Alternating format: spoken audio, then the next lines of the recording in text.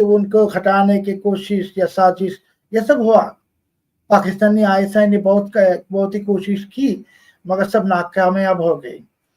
अभी वाकरुज्जामान तो आर्मी की गार्डियन है, मगर गार्डियन के आग के सामने जब 5 ऑफिसर्स हाउस अरेस्ट होता है, 13 जनरल 13 जनरल्स के खिलाफ वारंट होता है, 20 जनरल्स के खिलाफ ट्रेवल रिस्ट्रिक्शंस होता है, वाकर साहब चुप रहेंगे, अगर अभी एक्ट नहीं करेंगे तो क्या होता है कि एक फैमिली में भी जब आपका एक गार्डियन होता है और फैमिली में कोई मुसीबत आता है, गार्डियन कुछ भी नहीं करते तो फैमिली मेंबर्स गुस्सा होते हैं, बिगड़ जाते हैं। सो अभी आर्मी भी ऐसा हालत में है, आर्मी चाहते हैं, इंतजार में है कि वाकरुज्जामान साहब शुड एक्ट राइट नाउ।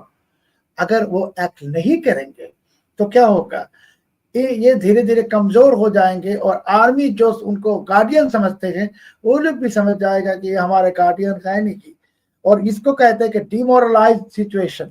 जब आर्मी के अंदर ये डिमोरलाइजेशन क्रिएट हो जाएगा तब वाकरुज्जामान साहब को यूनुस डेफिनेटली अगले महीने, मैं अभी कह रहा हूँ डीएनपी की सारे दर्शकों को, कि वाकरुज्जामान साहब जल्दी से जल्दी एक्ट नहीं करेंगे और यूनुस को नहीं हटाएंगे, अगले महीने वाकरुज्जामान साहब को हाउस अरेस्ट करके उनको उनके खिलाफ मुकदमा दायर करके उनको फांसी पे लटका देगा Yunus. And that will be the end of Bangladesh army. Sir एक लास्ट सवाल है और इसके बाद इसको एंड करते हैं।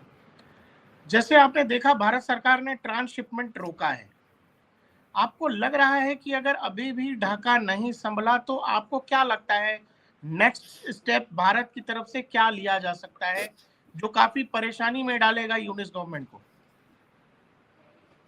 देखिए, Narendra Modi ji as a leader, उनके दिमाग में जो चीज है वो मैं हमारे तरह आम आदमी समझ नहीं सकेंगे, महसूस कर सकते हैं, आइडिया कर सकते हैं। मगर बांग्लादेश में हिंदुओं की नरसंहार, हिंदुओं के ऊपर अत्याचार जितना हो गया, और अभी जो खुलेआम भारत के खिलाफ जो धमकी वगैरह दे रहे, हमारे को लगता नहीं कि नरेंद्र मोदी जी इसको और भी टॉलरेट करेंगे। और मैंने जो कहा आपको इशारे में कह दी कि भारत जब डिसीजन लेगा 1 घंटा लगेगा सबको सीधा करने में। सो बांग्लादेश की जो स्वाधीनता, स्वतंत्र भारत ने ही गिफ्ट किया और ये कोई छीन नहीं सकेगा। पाकिस्तान तो सही, पाकिस्तान के बाद चोरी कोई भी छीन नहीं सकेगा। भारत ने 71 में बंगाली को बचाया और अभी जरूरत पड़ेगा फिर से भारत बंगाली को सेव करेगा। बांग्लादेश की कोई नुकसान कोई भी बचा नहीं सकता है जब तक भारत हमारे साथ है। बहुत शुक्रिया शोएब सर, आप हमारे साथ जुड़े, बहुत समय दिया आपने, उसके लिए बहुत बहुत धन्यवाद, बहुत बहुत शुक्रिया। उम्मीद यही करते हैं भारत बांग्लादेश संबंध वैसे ही हो जैसा हर बांग्लादेशी, हर भारतीय चाहता है। यूनिस और आईएसआई के जो ये पपेट्स हैं इनका हिसाब भारत जल्द ही करेगा और आप भी ये उम्मीद जता रहे हैं। सर भविष्य में भी हम आपसे लगातार जुड़ते रहेंगे और उम्मीद करता हूं ऐसे ही आप हमें समय देते रहेंगे। बहुत धन्यवाद सर, बहुत बहुत शुक्रिया। नमस्कार शोएब सर, मैं सबसे पहले आपसे ये समझना चाह रहा हूं कि ढाका का तापमान अभी कैसा है, क्या चल रहा है ढाका में? बांग्लादेश में अभी भी नहीं, अगस्त की 5 तारीख से जब भी यहाँ जिहादी तख्ता पलट हुआ जिसमें अमेरिकी डीप स्टेट और पाकिस्तानी आईएसआई शामिल थे, उसी वक्त से ये पाकिस्तानी जो हमने 1971 में पाकिस्तानियों को लात मार के निकाला था इस देश से, उसी वक्त से पाकिस्तान वो मौके की तलाश में थे कि बांग्लादेश के ऊपर, बंगाली के ऊपर वो बदला ले, और उनको सही कठपुतली मिल गई यूनुस में सॉरी, और यूनुस के जरिए ये बांग्लादेश को अभी तबाह करने के लिए, बर्बाद करने के लिए पूरी की पूरी कोशिश कर रहे हैं। सर अभी आपको पता होगा थाईलैंड में प्राइम मिनिस्टर मोदी और यूनुस साहब की मुलाकात हुई। हमने बांग्लादेश में वहाँ के जो उनके सचिव थे उन्होंने बहुत कुछ लिखा उसके बारे में कि जी बहुत बात हुई, इवन ये तक लिख दिया कि प्रधानमंत्री नरेंद्र मोदी की तरफ से ये सहमति दी गई है कि शेख हसीना का प्रत्यर्पण होगा, उनको एक्स्ट्राडिशन किया जाएगा, उनको भेजा जाएगा। इस तरह की चीजें जो जिस लेवल का प्रोपेगेंडा बांग्लादेश में चल रहा है, इसमें आपको क्या लग रहा है आईएसआई मैक्सिमम काम कर रही है यूनिस के साथ मिलकर, या फिर अब यूनिस अपने बल पर काम कर रहे हैं? देखिए, यूनुस आदत से एक फ्रॉड है, मक्कार भी है, धोखेबाज भी है। और आप भी जानते हैं, मैं भी जानता हूं कि एक धोखेबाज के साथ धोखेबाजी होता है। और यूनुस ने सीने लगाया पाकिस्तान के साथ। पाकिस्तान कौन सा मुल्क है जो आतंकवाद एक्सपोर्ट करता है दुनिया में और गधे बेचता है? बांग्लादेश पिछले 15 साल तक भारत के साथ जो मिलजुल के रहा, बांग्लादेश इकोनॉमी के लिए कहां चले गई? दुनिया ने बांग्लादेश को कह रहा था इकोनॉमिक स्टार। और पाकिस्तान वो मुल्क जो भिखारी बन गए, कटोरे भी नहीं भीख मांगने की। अभी पाकिस्तान एक आतंकवादी मुल्क है, ये आतंकवाद एक्सपोर्ट करता है। भारत दुनिया में बहुत कुछ एक्सपोर्ट करता है, टेक्नोलॉजी के लेके स्पेस टेक्नोलॉजी। बांग्लादेश एक्सपोर्ट करता है गारमेंट एक्सेट्रा, पाकिस्तान आतंकवाद एक्सपोर्ट करता है और गधे बेचता है।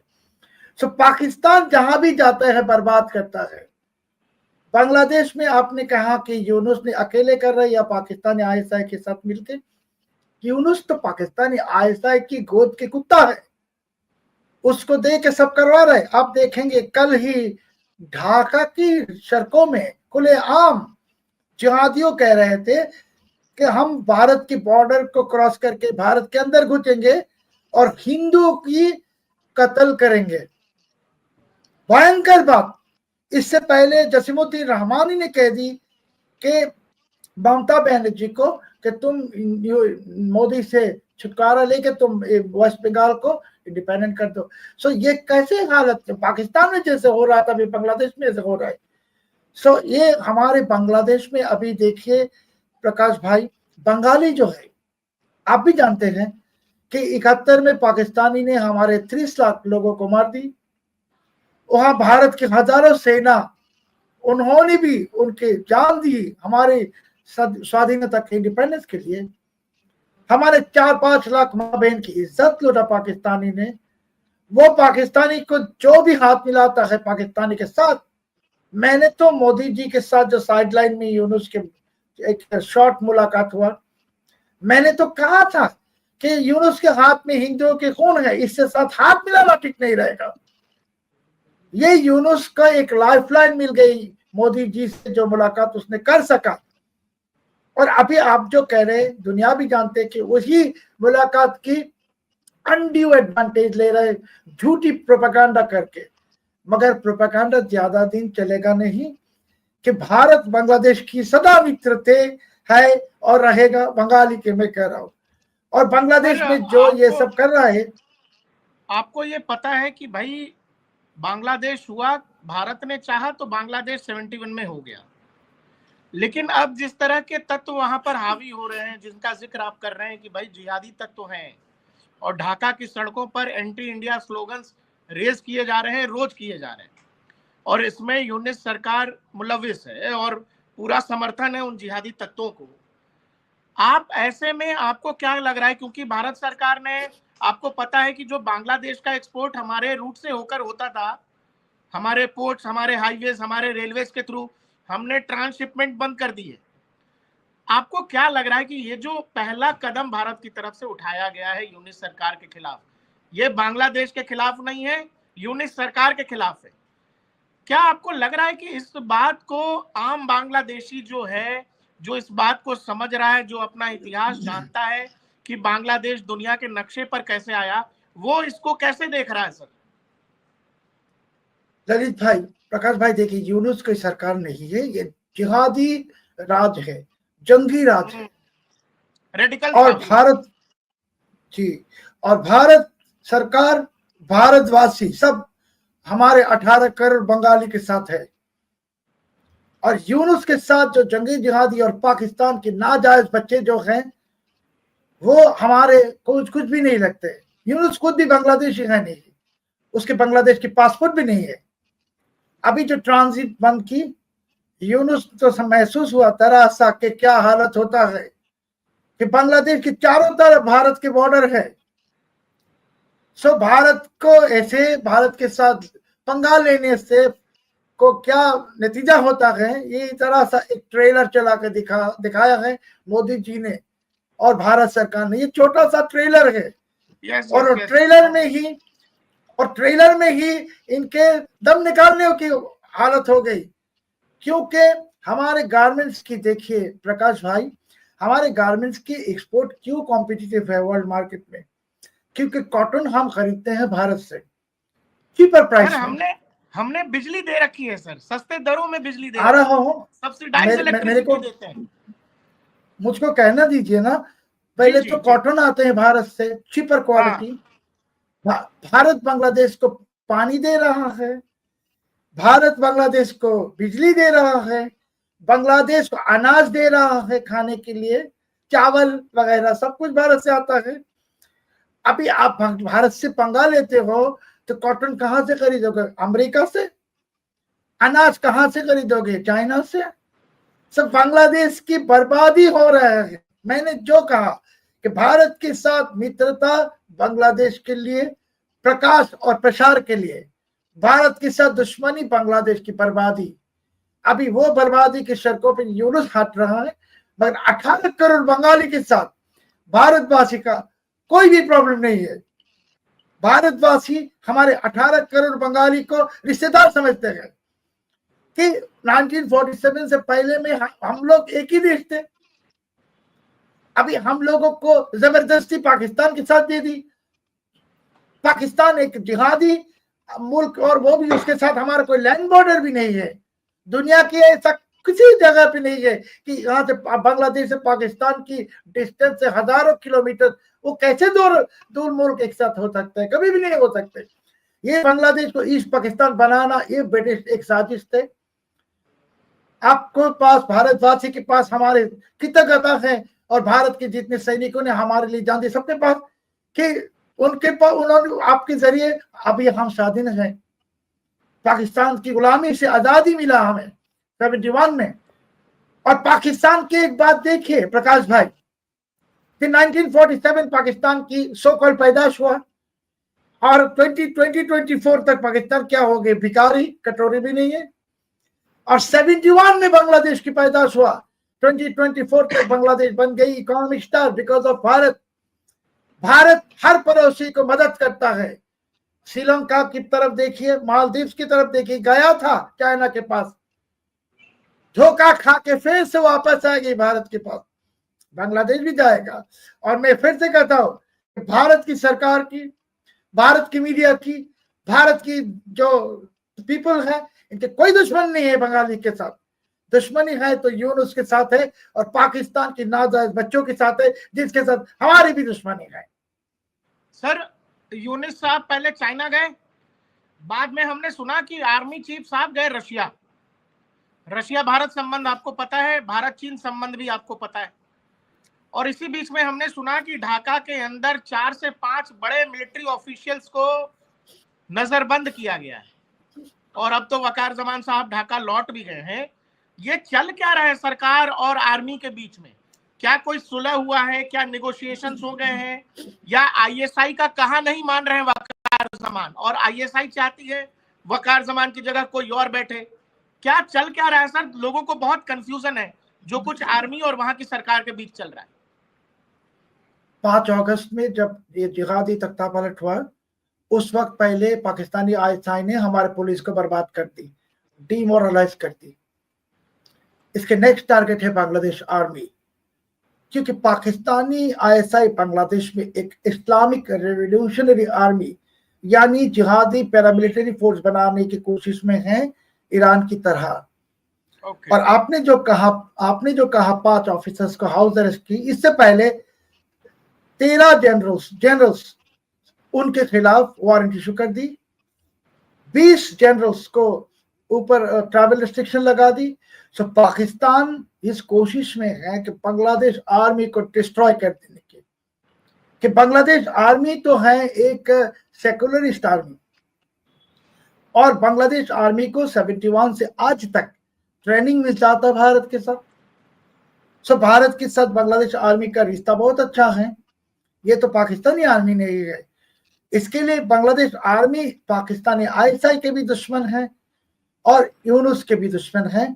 अभी ये हमारे आर्मी को बर्बाद करने की कोशिश में है, और मैं एक और बात आपके साथ शेयर करना चाहता हूँ, जैसे कि आपने कहा कि हमारे आर्मी चीफ सेना प्रमुख जनरल वाकरुज़्ज़मान वो रशिया गए थे। क्यों गए थे? कि यूनुस की कोशिश थे कि बांग्लादेश ऑर्डिनेंस फैक्ट्री जो है, जहां हमारे हथियार और गोला बारूद बनता है, वो पाकिस्तानी आर्मी के हवाले करने की कोशिश में थे, और वही को रोक दिया वाकरुज़्ज़मान साहब ने। वाकरुज़्ज़मान साहब ये ऑर्डिनेंस फैक्ट्री का मॉडर्नाइजेशन देंगे रशिया को, और आपने ठीक कहा कि रशिया तो भारत की मित्र है, और इसके लिए यूनुस के गुस्सा और बढ़ गई। यूनुस ने खलीलुर रहमान नाम के एक आदमी को नेशनल सिक्योरिटी एडवाइजर बना दी जब वाकरुज़्ज़मान सब रशिया में थे। और ये खलीलुर रहमान ये 2001 में बांग्लादेश से भाग गए थे, 2024 में वापस आए, तो 23 साल के बाद, जिनके आर्मी की कोई एक्सपीरियंस नहीं, कुछ भी नहीं है। और नेशनल सिक्योरिटी एडवाइजर जैसे कि आपकी देश में अजीत डोभाल जी है। सो नेशनल सिक्योरिटी एडवाइजर क्यों बनाया? खलीलुर रहमान पाकिस्तान के बहुत करीब के हैं, और इसको देख के अभी आर्मी, बांग्लादेश आर्मी के खिलाफ यूनुस ने ऐलान जंग कर दी। सर एक चीज और समझना चाह रहा हूँ कि ये जो इंडिया बांग्लादेश के हिस्से में जो नॉर्थ ईस्ट वाला हिस्सा है हमारा, उसमें जो चिकन नेक का एरिया है, आपको याद होगा रंगपुर डिवीजन के पास बताया गया कि बांग्लादेश आर्मी की तरफ से आईएसआई और पाकिस्तानी मिलिट्री के कुछ जनरल्स उस इलाके के दौरे पर लेकर के गए बाकायदा, और थोड़े दिनों बाद हमारे एनएसए का कोलकाता दौरा होता है। क्या यूनिस और उनकी अंतरिम सरकार ये चाहती है कि भारत के साथ एक मिलिट्री कॉन्फ्लिक्ट हो जाए और बांग्लादेश बर्बाद हो जाए? यूनुस ने हमारे जो चिटागोंग हिल ट्रैक पे है, इसके अंदर उल्फा के कैंप फिर से तैयार कर दी पाकिस्तानी आईएसआई की सहायता में। और आपने जो चिकन नेक की बात की, और लालमोनी डिस्ट्रिक्ट में चाइनीज को दे दी एयरबेस बनाने के लिए। चाइना वहां एयरबेस बनाएगा और उसकी जो कंस्ट्रक्शन करेगा पाकिस्तानी कंपनी, और पाकिस्तानी कंपनी है आईएसआई की। सो यूनुस तो भारत के खिलाफ पूरी के पूरी साजिश में लगे हुए हैं।